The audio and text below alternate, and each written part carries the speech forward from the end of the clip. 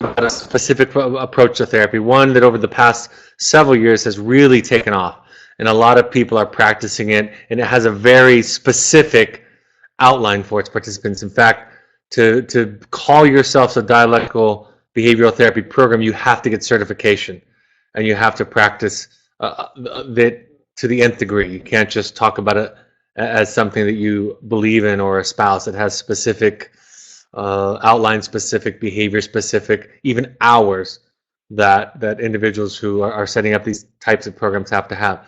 But like all webinars, part of what I'm going to try to do tonight for all of us is talk about the topic at hand, which tonight is DBT, and then how can we learn from it? What's its application more broadly in our lives as parents and as people? So with that let me get into tonight's webinar on dialectical behavioral therapy. So the history and the foundation. First of all, this is a therapy that was developed by a woman by the name of Dr. Marsha Linehan.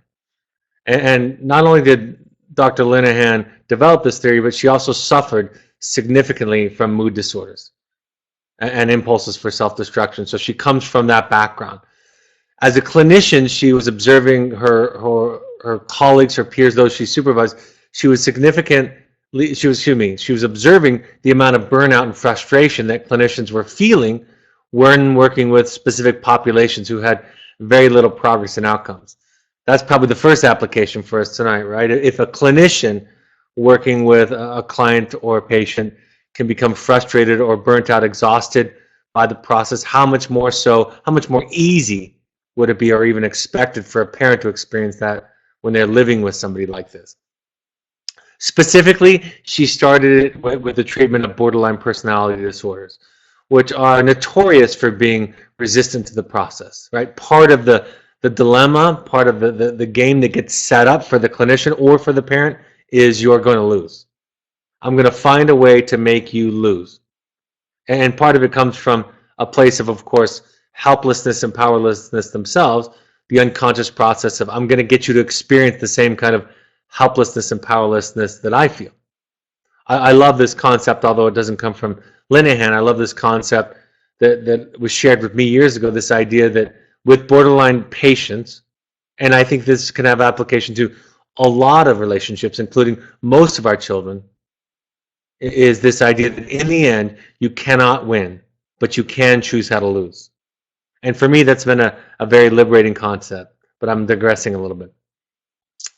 This now has expanded, the research and the data has expanded to include other populations, eating disorder, other mood disorders, addictions, compulsive behaviors, even traumatic brain injuries, and they're continuing to expand the research in this area. So we're seeing how it can become helpful for a lot of different diagnoses. It started off with cognitive behavioral therapy. It borrows from or starts with that seed of cognitive behavioral theory, but they've added to it. They saw that patients were uncooperative, because cognitive behavioral therapy does require a certain kind of cooperation. It does require the patient or the client to be invested in their work. And in many cases, the borderline client or the compulsive client, it's beyond any kind of rational control. So they've reduced it to a set of skills and ideas that can be effective with this population. It also borrows on Carl Rogers' humanistic theory, this unconditional positive regard for client.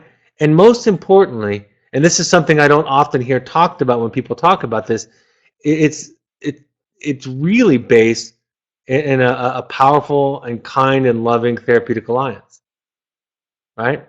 Because these individuals have experienced at times in their life big T or little t traumas, because they experience their environment, their context is invalidating, in order to create the soil necessary for these seeds to be planted and to grow, to sprout, the therapeutic alliance is essential. In fact, so much of Linehan's theory, this is a great concept for all of us. So much of it, because it's reduced to skill building, there's a quality of it that's detached, that's not punitive. It's not about valuing it as right or wrong, good or bad, but rather around a specific set of skills and tools. So when you talk about it in that context, with those ideas, then you're not talking about a moral failing, if you will. Dialectics is the idea, the concept, the study of two seemingly opposite ideas that can be held together at the same time. One of the foundational ones of these is this first dialectic, which is people are doing their best and they can do better. And they according to Linehan and her work, they need skills in order to do better, to avoid this self-harming, self-sabotaging, and to really regulate their emotional and cognitive world. They experience it as outside of their control. Like I said, it takes off from cognitive behavioral therapy, which looks at the events in our lives, our interpretation of those events, and what drives us, what are our impulses from that. Like I said, it talks about skills therapy, so think assertiveness training, a really core principle, and this is in a lot of our therapies, this is in a lot of Evoke's curriculum, this is in a lot of my book, is this concept borrowed from Buddhist and Eastern philosophies of mindfulness, of being present with oneself, accepting what is. Mindfulness is a tool to learn how to feel in a more effective way. It steers us away from or suggests that we not try to avoid, and so many disorders, so many of the things that get us into to trouble in our lives are about distracting ourselves. And it really is this distracting, this impulse to distract, whether it be from addictive behaviors, cutting on oneself, the drama that we create in our relationships. You could just go down the list of symptoms and mental health issues. This impulse to distract is really just an extension of our culture, right? Our Western culture says if it's uncomfortable, take a pill and make it go away, instead of leaning into it. Mindfulness practices suggest that we feel it more deeply. We feel it deeply, and that if it is a problem that needs addressing, that's the way through it or to it. But if it's just something that we need to go through to feel, for example, grief, sadness, some kinds of pain, then we just let it pass through us. The dialectical learning as a practitioner, as a parent, I think this is something that all of you have questions about. How can I balance validating my client or child, but at the same time encouraging and facilitating change? I think that's a very difficult balance.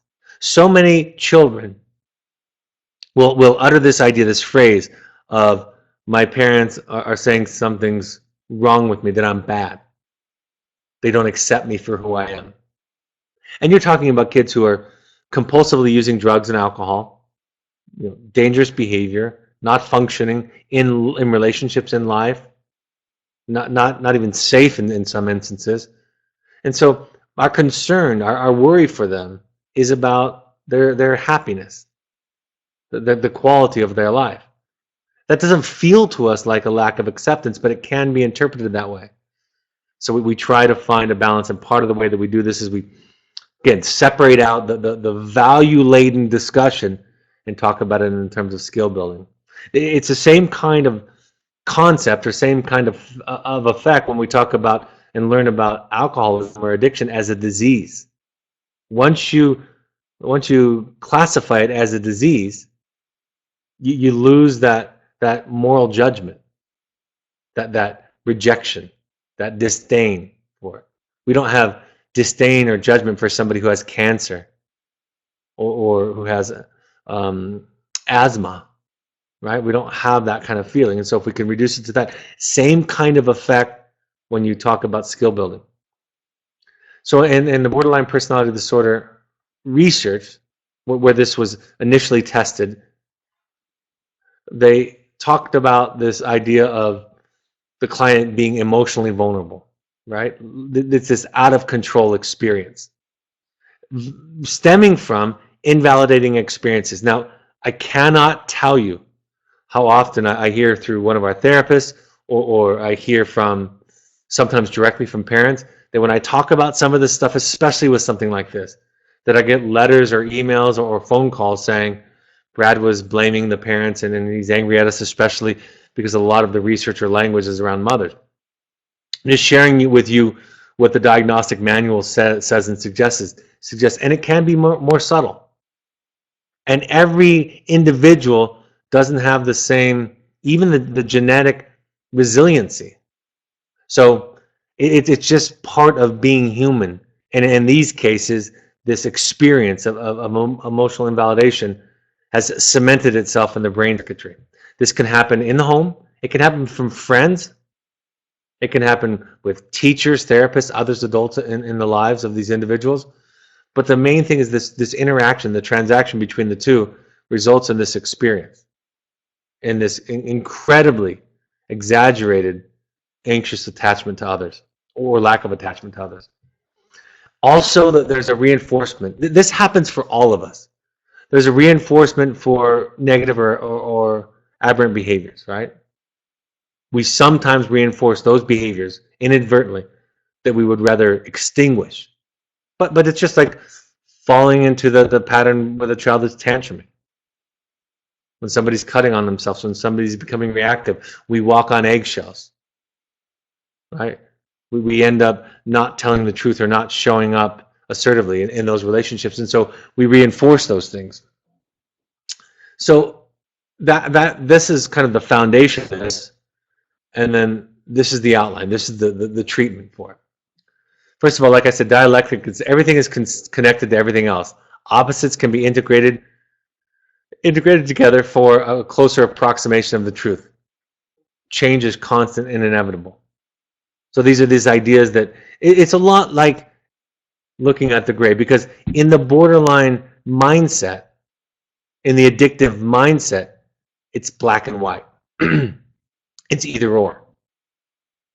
And in fact, one of the principal tools that most therapies teach, and that our research, some of our research has shown us, is that parents identify this they don't call it dialectic, but this idea of learning to erase these kinds of thinking errors is a foundational concept for them, one of the top skills or tools that they use, those that consider themselves successful post-treatment.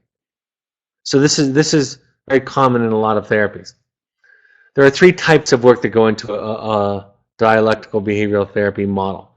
First of all, there's individual work with the therapist.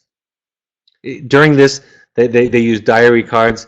They use the sessions to set goals, to talk about what are we going to work on, what skills are we going to practice this week. And they also prioritize, of course, with the more severely life-threatening behaviors taking the most precedence, so that you work that out with the therapist. Then there's skills group. Everybody that's participating in a DBT program has a skills group focusing on 4 skill sets: mindfulness, interpersonal effectiveness. Think of assertiveness training. How do you get what you want out of relationships in a more effective, more stable way? Emotional regulation, learning to tolerate uncomfortable emotions.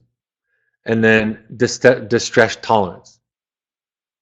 I guess that's the one that talks about learning to tolerate distressing emotions, and emotional regulation is how to organize your thoughts, how to make sure that they don't overwhelm you, that you're not overcome by them.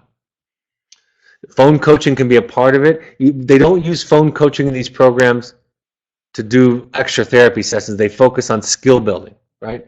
To remind the young person, the individual, to make use of a certain skill, to decide what skill might be used in the situation that they're dealing with. So I'm going to talk about the stages, but also within the stages, the various targets that they work on. In DBT, it creates lives worth living. Marriage, children, charity, everything. All goals have in common is the task of bringing problem behaviors resulting in harm under control. Stage 1, moving from emotional shutdown to experiencing emotions. And within that stage, the first target is to reduce and eliminate life-threatening behaviors. So again, taking that hierarchical priority. And then second after that is to reduce behaviors that interfere with treatment. We would call that resistance. Even distracting behaviors. Target 3 is decrease behaviors that destroy the quality of life. Depression, phobias, eating disorders, and lack of friends. For a lot of our parents, for a lot of our families, you're somewhere on that continuum between quality of life that is suffering so greatly, and in some cases, sadly, to actually life itself. And then target 4 is to learn skills. A lot of it is about refocusing one's mind, not becoming obsessed with negative aspects of one mind. It's not the same as distracting, because we allow ourselves to feel, but it's not going down that negative spiral that all of us can relate to. There's a difference between feeling your grief and sadness and focusing on a negative self-thought or self-talk or experience that we're having that is painful or judgmental. So they learn to control attention. They learn to develop new relationships, this interpersonal effectiveness. They learn to understand their emotions, to understand all the parts. All of these have skills to them. Understanding what triggers, understanding the interpretations like cognitive behavioral therapy, understanding the drives that come out of it. And then they learn through the practice, all these practices in the mindfulness practice, to tolerate pain without self-harm. So there's a bit of a reframe in there. But again, a lot of parents can benefit from this, right?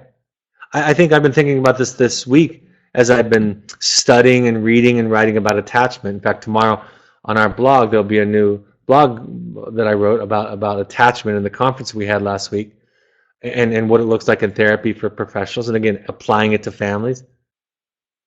But the fact of the matter is we don't allow pain. We don't allow for failures. We don't value the struggle and the difficulty. I was talking to a colleague this week. We were talking about one of my children, one of my older children at an adult stage in their life, and how I didn't step in at a certain moment when they might be making, quote unquote, a mistake. And my colleague said to me, "I don't know how you did that. I don't know how you tolerated that." And it could have been a significant mistake. And I said, well, number one, I didn't want to alienate my child. I wanted to be a resource to them.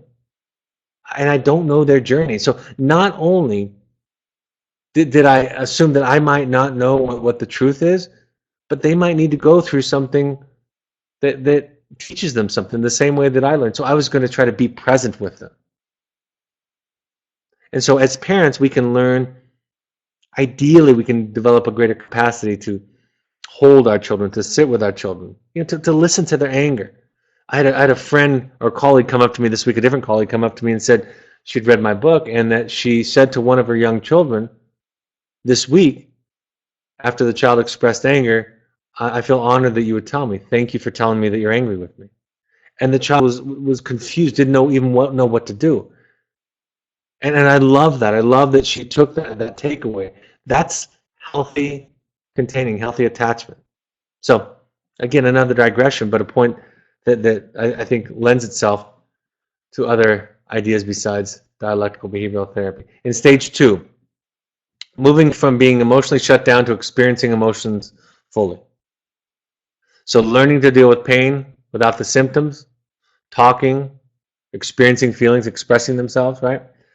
This is what we all hope for, that we can begin, that we can believe, and through the practice of these skills, that we can feel something uncomfortable and that we don't have to do something to take ourselves out of it, which in the end is going to cause greater suffering and problems. So we have some experience with it, we have some confidence, some mastery with these skills, some reinforcement, and then we get to this second stage. Stage 3, building an ordinary life, solving ordinary life problems, dealing with life problems and challenges we all have.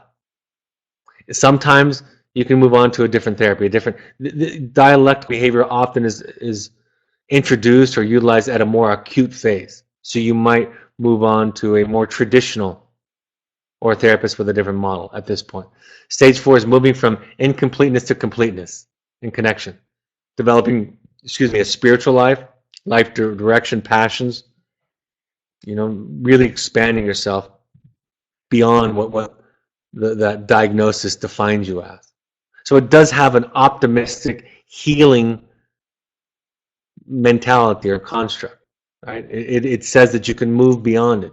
And Dr. Linehan, not only does she have professional experience with it, she also has personal experience. Learning to balance acceptance and behavior change. The balance between acceptance and change strategies in therapy from the fundamental dialectic that results in the treatment's name. Dialectic means weighing and integrating the contradictory facts of ideas with a view to resolving apparent contradictions. It's a very complicated way of saying that we can hold on to two things at the same time. And specifically with this, that we can encourage change, facilitate change in our clients, and at the same time demonstrate a therapeutic alliance that's built on unconditional positive regard. You know, I see the world through the lens of attachment so much. I have analytical training in my background. I'm also a family therapist by training. And so in analytical training, we talk about transference and countertransference. That is how the client sees us and then how we see or feel toward the client. And so when I talk about that with our therapists, when I train therapists, I'm talking about, you know, when you get frustrated, when you get upset, and I make this leap to parenting too, you've lost contact with the individual. They don't feel seen anymore. And so, you know, clients will ask me, or excuse me, my therapist and my staff will ask me, but we're paid to change. We're change agents. We facilitate, encourage, foster change. You know, we if we didn't improve symptoms in our clients, we wouldn't be doing our job. And my response is, this is how you do it. In other words, developing this kind of unconditional positive regard that Carl Rogers made famous is how you affect change.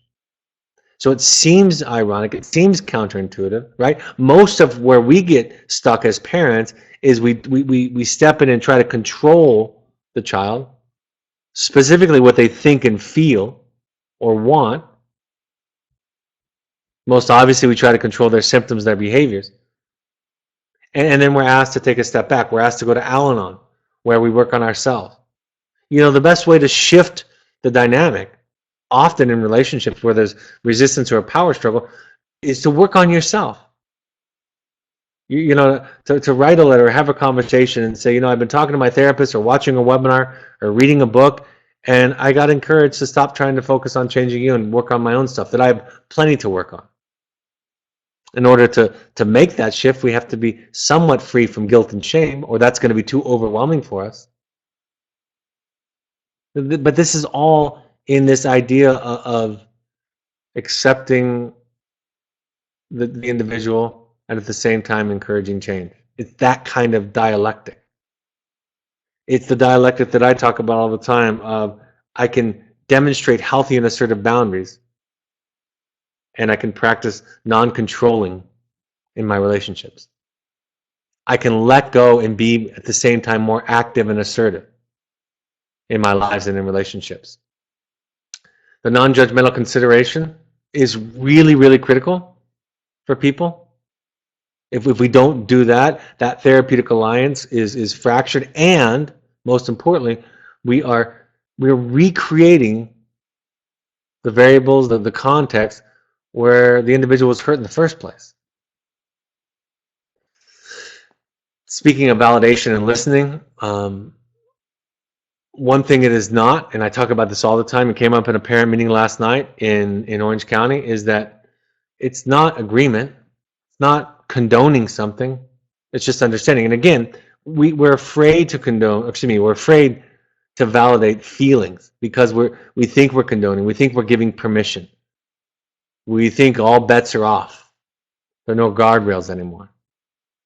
But as I talk about all the time, that's often the way to get the child to take one step closer toward you, to take one piece of their armor off, one brick of their wall, their defense down, is to understand and validate. And it takes courage on our part.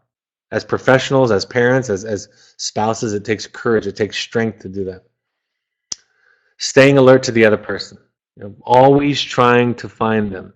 I talk about that in my book, that story where A therapist was sharing with me that she had a client that would sometimes grew up in a rural farm in Germany where there was a river that ran on the edge of the farm. And sometimes the client, this was analytical type of therapy, sometimes the client was talking about present day challenges, dilemmas, issues, relationships, and sometimes they would drift back and forth seamlessly between the past and the present. And one day while listening to the story, the therapist had this sensation. She said, I knew we were talking about her childhood because I could smell the river on the farm where she grew up. And that's a beautiful image to talk about this idea of, can we smell the river? And having that experience. You know, I was thinking today while I was walking through the airport, I almost want to introduce a new word into the emotional lexicon. You know, we talk about emotions: happy, sad, mad, glad, scared, embarrassed, anxious, those type of emotions. And I almost want the word found to be an emotion. What it feels like to feel found. It's the sweetest experience. And feeling found is only possible when there's no judgment. My daughter said to me at one point when she came back from doing some of her work that I didn't understand her. And I was thinking to myself, I'm pretty good at diagnosing and seeing somebody. Right? I can analyze somebody, their symptoms, their behaviors, their strengths, their weaknesses. I was thinking she was wrong, but what she was saying was, I didn't feel understood. It's a much more nurturing, grace-filled experience than being diagnosed. And when we understand somebody, all of their behavior, no matter how pathological, makes perfect sense. And we steer away from or avoid trying to solve problem. We use language, the skills that I use, we use language like, I have a thought, or I have an idea, or what if you tried this? What would it be like, right? That kind of language, and it's not just semantics, presents itself as, I'm not right, you're not wrong. This isn't simple to solve, just an idea. It allows it to kind of be floated out there and they can pick and choose, right? Because clients, people, children, have the experience in their background, in their traumas, with having no control.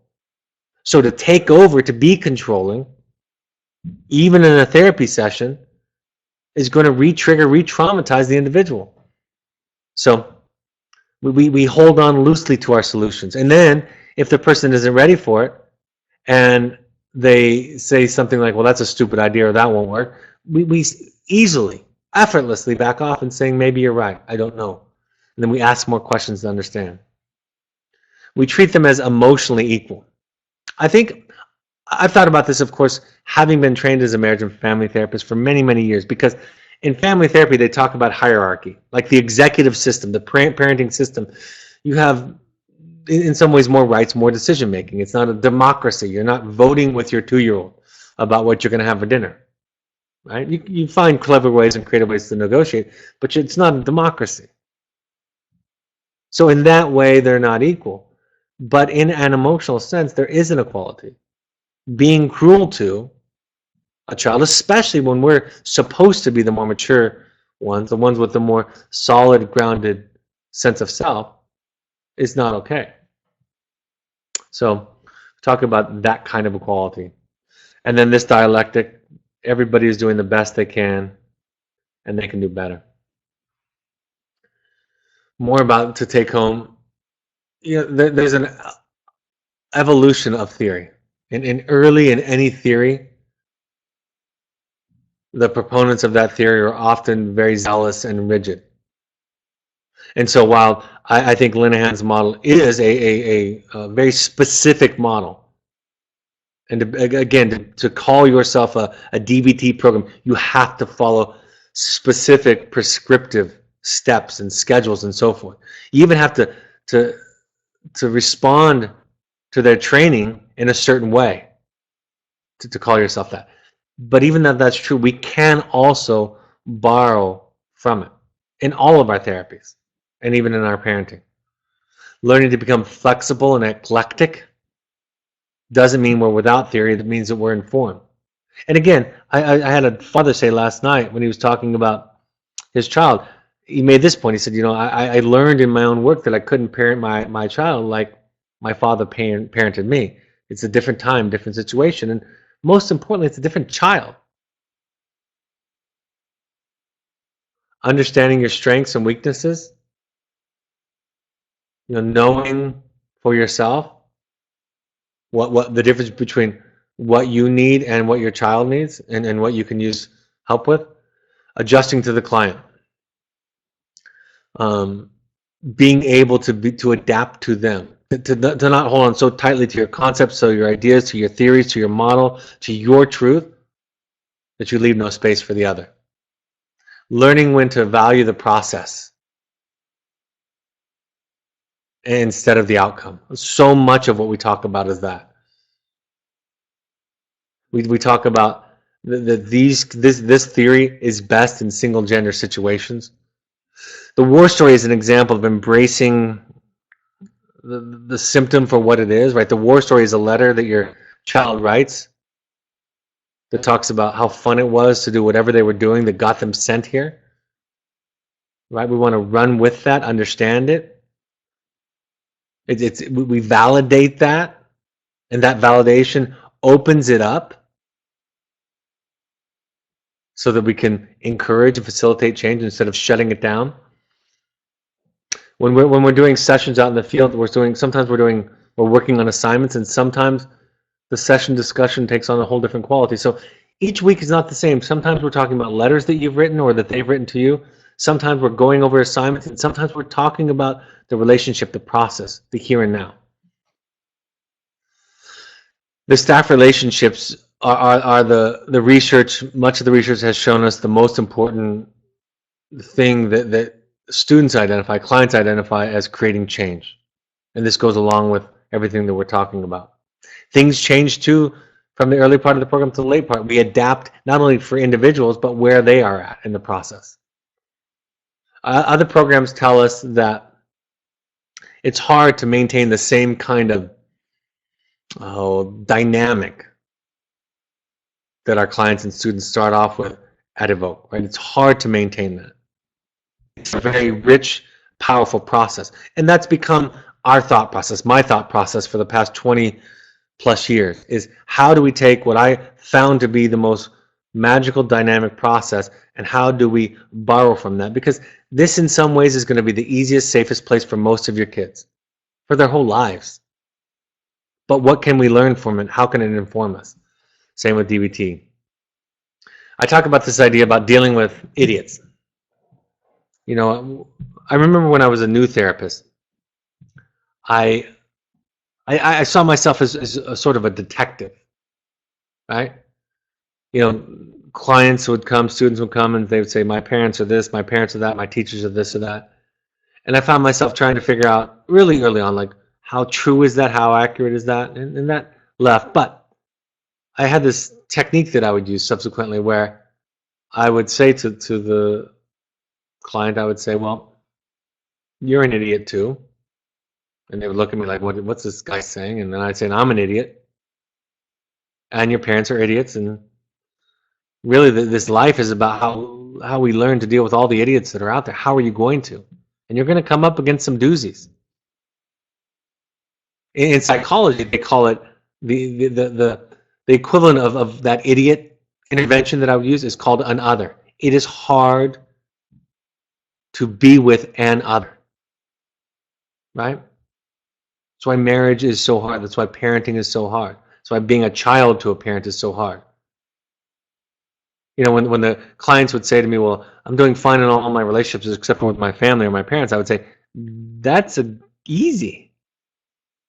If you can't get along with your friends, you're really struggling. But getting along with family, getting along with another is hard. All right, I'm happy to take any questions. The first question is, there seems to be so much commonality between DBT and 12-step treatment. Dr. Reedy, do you see this? I love this question, and I want to say this. I got actually asked to go out this summer. I'm going to be speaking, co-presenting, co-facilitating a parenting weekend for another program with a Buddhist monk. And I was talking with the person designing the program, and I said, that's so wonderful, because if we can teach parents through 2 or 3 languages. When you can understand the same concepts through various languages, I call it being bilingual or multilingual, then you really get it. When you can see the commonalities between DBT, 12 steps, Al-Anon, addiction, cognitive behavioral, self-psychology, attachment theory, ACT therapy. When you start to, you say, well, I hear more similarities than differences. That means that you get it. When early on in our education, this goes for all of us, early on in our education or exposure to these concepts, we are very rigid, we're very literal, we're metaphorically impaired, right? We don't understand the concept. So we rely very heavily on the specific language in which it was taught.